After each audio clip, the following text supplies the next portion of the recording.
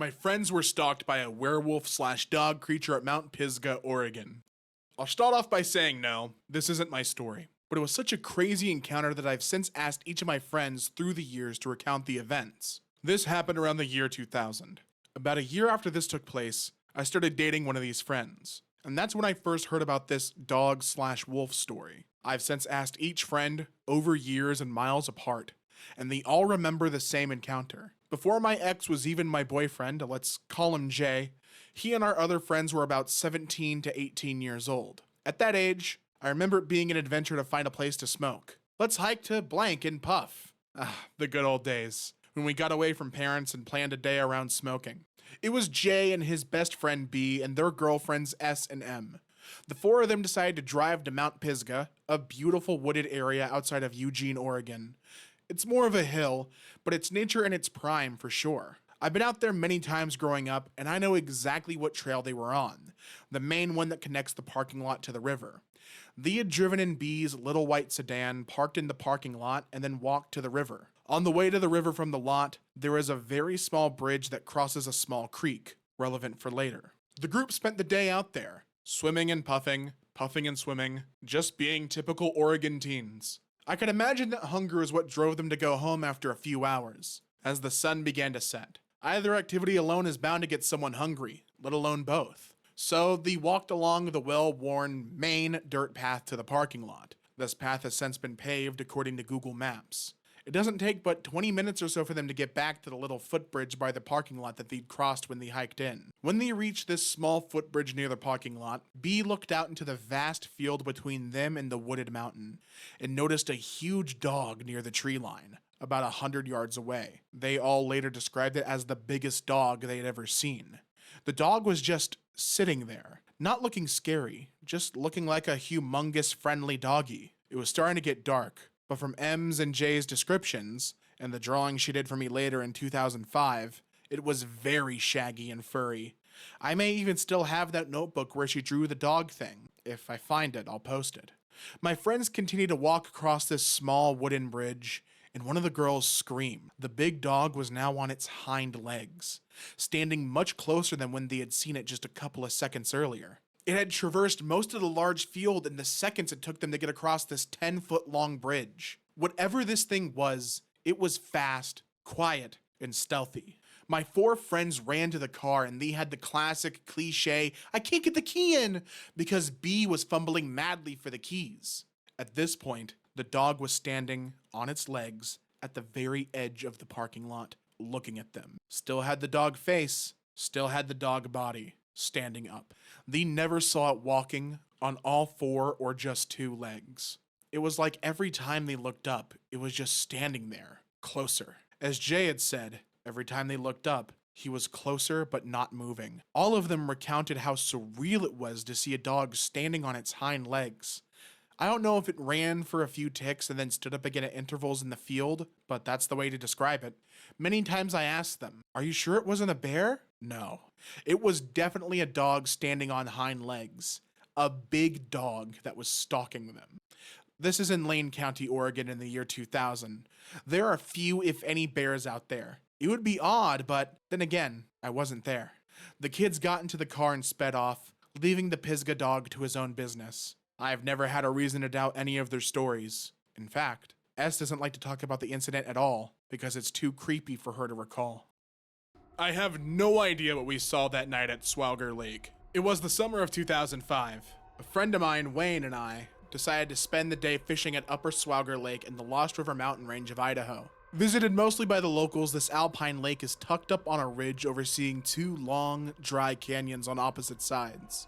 It sits just at the top of the tree line, providing an uninhibited view of the sky and surrounding mountain peaks. The fishing is usually pretty good, if you like golden trout. I hate trout. They taste like mud, but I do love fishing, and some of the best, most secluded lake fishing can be found on these high Idaho lakes. Getting to Swauger Lake is not an easy task. It's a 100-mile journey over a lonely highway from the region's largest town, Idaho Falls. When you hit the dirt road, turn off, there are miles of four-wheel driving up the canyon to the hiking trail. Once at the trailhead, it's a 2-mile, 1,000-foot vertical gain hike up to the lake. But when you finally arrive, surrounded by the bald peaks of the Little Lost Range, It's all worth the effort. Arriving at the lake around noon, we spent the day fishing, relaxing, and chatting. Far down in the canyon, out of sight from us, we continually heard periodic loud blasts. Growing up in the rural US, you can get accustomed to people target shooting on public land, and that's what we concluded was happening below us. From the sheer thunderousness, we guessed it was large caliber muzzle loading rifle. The blasts were spaced out long enough that they had to be manually reloading their guns. The shots reverberated and echoed throughout the canyon. Whoever was down there was having a bit of fun with their rifle. Unperturbed by the cacophony down in the canyon, we continued fishing, only momentarily reminded of the explosions that continued to occur throughout the day. The fishing was great, and the day seemed to flash by. Before we knew it, the sun was cresting on the mountains. We headed back to camp for the night. Wayne had caught his limit towards the end of the day, while I had been releasing mine. We settled down to a campfire and watched the sun sink below the mountain peaks as Wayne cooked his muddy fish. It was twilight now. Aside from the crackling of the fire, it was a quiet evening. The sky was absolutely clear, and we watched as the stars twinkled into existence in the sky. Our relaxation was interrupted by yet another one of those thunderous explosions, only this time much closer to us. That was weird. Target shooting is extremely dangerous at night. Whoever was down there in the canyon was being very irresponsible. Wayne nudged me with his elbow and motioned for me to look in the direction of the sound of the last explosion. While not directly visible to us, there was a light down the mountain. It was illuminating the whole canyon. From the angles of the tree shadows, we could see the source of the light was not at ground level. It was high up in the air, and it was moving. We watched in bewildered silence as the light moved up the canyon. We still couldn't get a direct line of sight on it.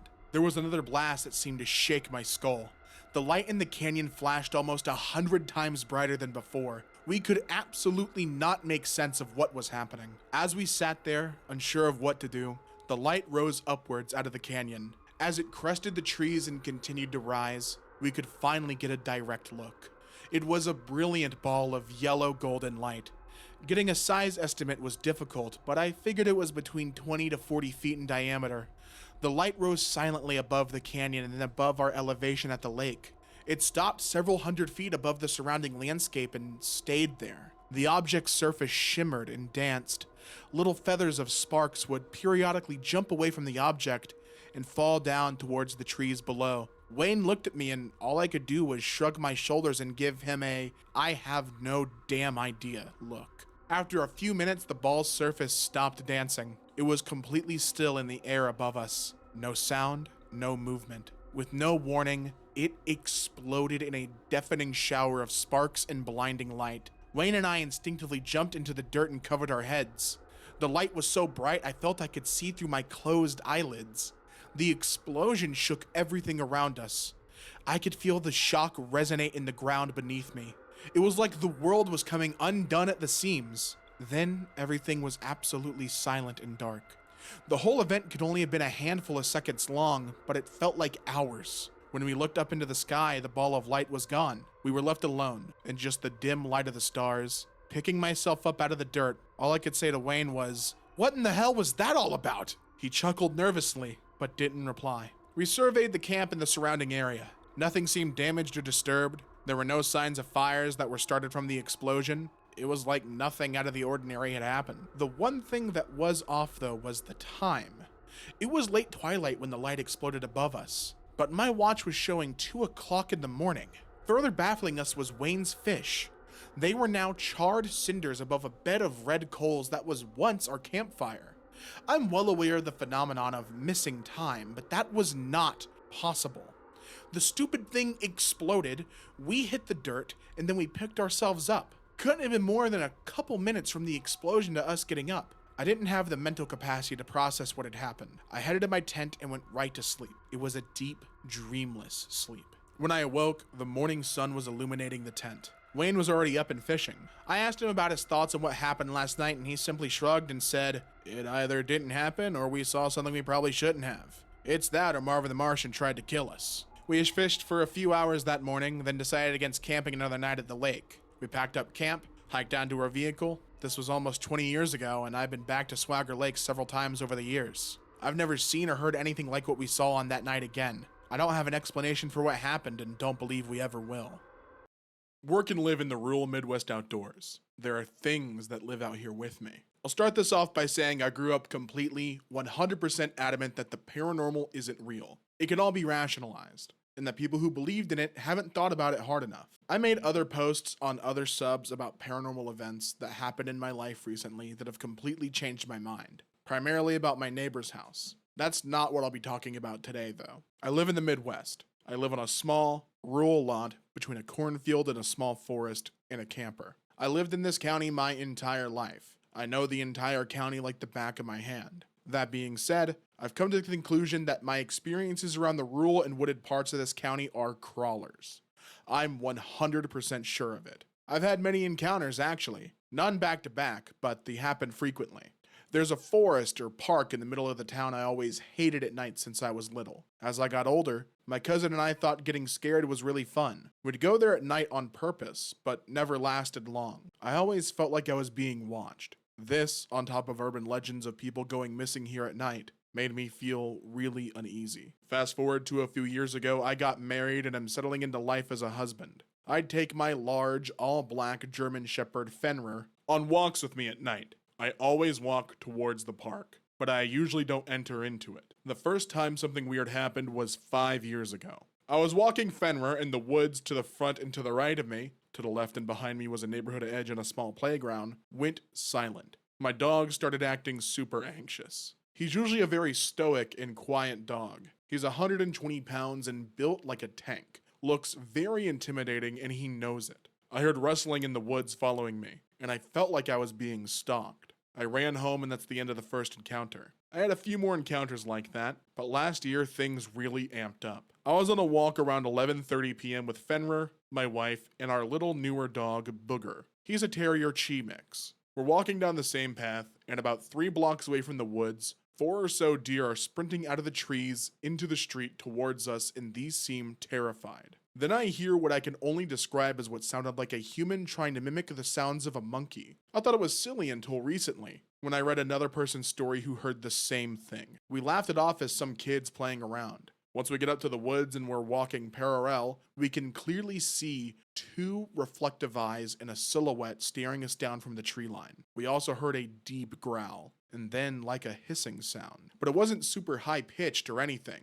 Both our dogs acknowledged this as well. Fen stared and Booger growled a bit. I made a Facebook post on the community's Facebook group, and other people told similar stories around town. Around this time, I got a job as a tour guide / maintenance for rail explorers. I'm working there again this year as well. We start April 1st. Basically, they take unused or tour-specific railroad sections that aren't used federally, and they have these pedal carts with motor assist on them you can use to explore the tracks. It's super cool and super fun. The one I work is at like 5 minutes from where I live, and it goes through the woods in an inaccessible part of the county unless you float down the river and hike up steep, loose dirt hills. You go under one old car bridge, and you go over 2 multi-100-foot length old train bridges. The first one is larger and taller, and it's about 150 feet off the ground above the forest. The second goes over the river. About 6 months into the job and it's fall. We work until midnight sometimes, with the last tour leaving around 9 p.m. That means the last tour for the last 2 months of the year are in complete darkness.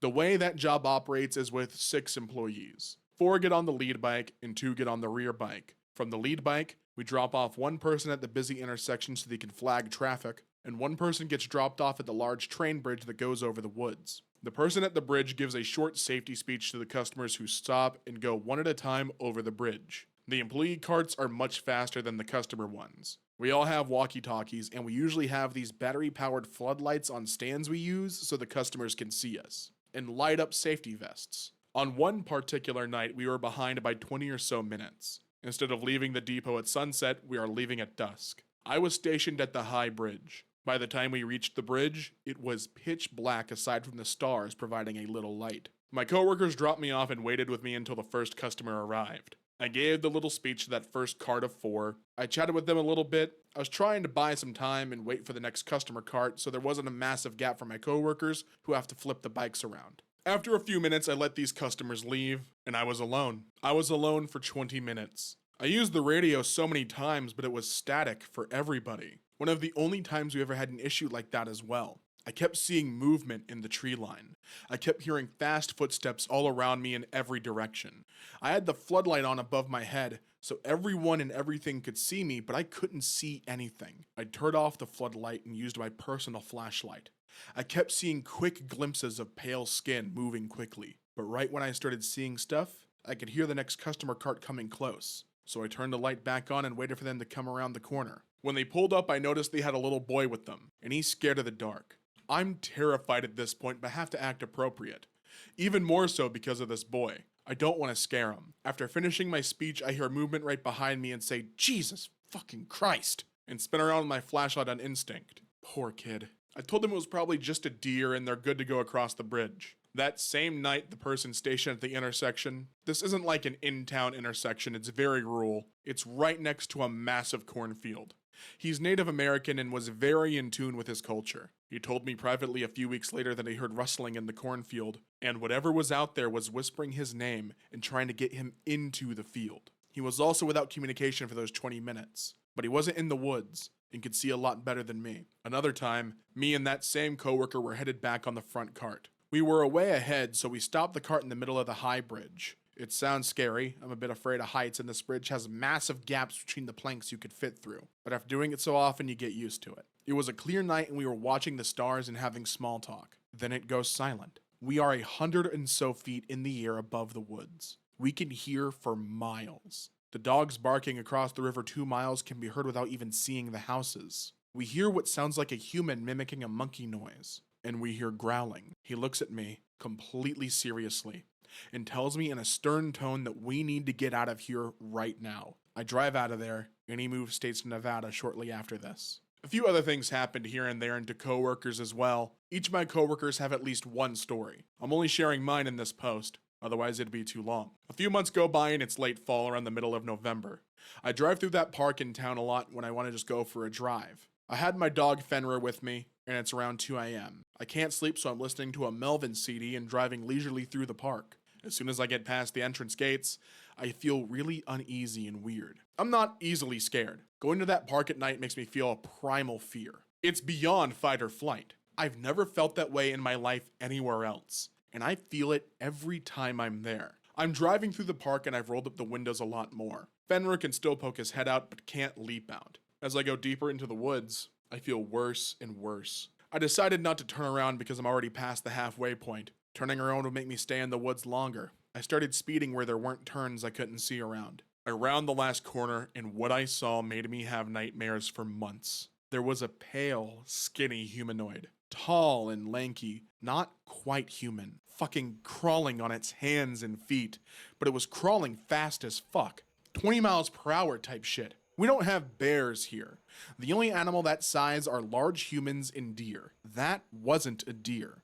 It went from my right, crossed the street, and went into the tree line. Fenrir saw it too. He doesn't bark at animals, not even other dogs. He went ballistic. He was trying to force himself out of the small gap in the window, nearly foaming at the mouth and snarling. He never, ever acts like that. I'm a certified dog trainer and I've raised him from birth. More recently, I've become obsessed with this park. I've walked there at night from my camper to the park with Fenrir. I'll never do it again. I didn't see a figure this time. As I was entering the park, a massive owl flew by my head so close I could have smacked it mid-flight. This made me feel weird for some reason. As soon as I get into the park, I feel extremely weird, anxious, and nauseous. I walk a few hundred yards to the only streetlight in the entire park. I turn around and face the woods. Me and Fenrir stand there frozen for like 10 minutes. The silence was deafening. Anytime I heard anything, I'd jump. Finn was anxious as hell too. He kept staring into a certain spot in the woods a ways off. I swear I saw eyes in there every once in a while. I built up the courage to walk out and I haven't gone back since. It'll be interesting to see what happens at my job this year.